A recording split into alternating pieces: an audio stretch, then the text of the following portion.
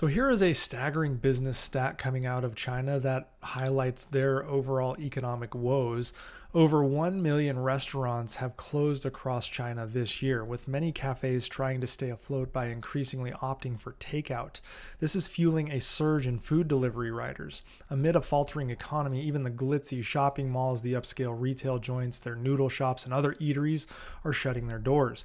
Now, according to Guanggaoju, a Chinese catering industry news service, more than 1 million food and beverage outlets, including 30,000 noodle shops, have closed in just the first half of 2024.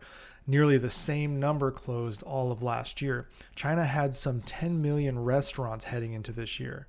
Now it is slightly less than 9 million. For context, COVID caused 165,000 total US businesses to close over the pandemic.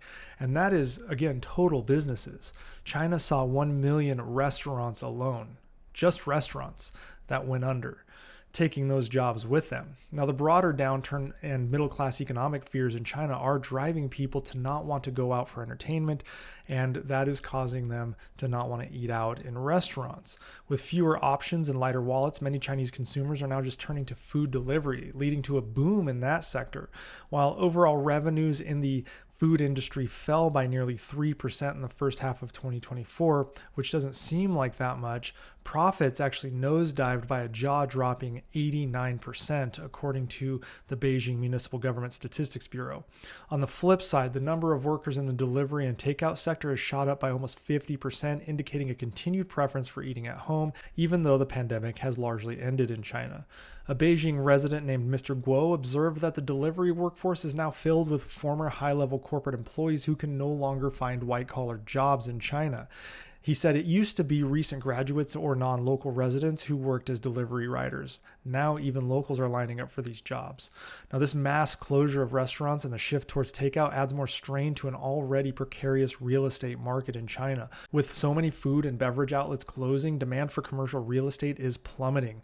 Many of these establishments were tenants in shopping malls, high street retail spaces, or standalone properties. As businesses shutter, landlords face rising vacancies, driving down rental income and property values. Empty storefronts are hardly a selling point in a neighborhood, and commercial landlords are now grappling with how to fill these spaces, or even if they can. The domino effect is evident. Landlords who are unable to find new tenants are lowering rents or offering incentives, but this only works if there is demand, and demand is shrinking in the face of demographic decline and the impending housing crisis. Property owners could soon face defaults on their mortgages or loans, leading to a significant financial distress, especially since these properties were bought at inflated prices during the boom years when economic growth seemed unstoppable in China and the middle class was on the rise. Investors and developers, already wary because of the ongoing housing crisis marked by over-leveraged developers and ghost cities, may pull back even further. This cascading effect of dwindling demand could lead to a reevaluation of property values across the board. And let's not forget the psychological impact here. A struggling dining sector is visible. We all know when restaurants close. It's the thing that we see the most. We see it and we talk about it. And this is happening every day in China, and it is a reminder of the economic trouble they are facing. It hits very close to home for them. People might think twice about making big purchases like a home when they see their favorite noodle shop or mall restaurant go under. This feeds into a broader hesitancy among consumers and investors alike, exacerbating the already fragile state of the real estate bubble in China. The influx of former white-collar workers into the gig economy, like food delivery, speaks to a deeper economic issue.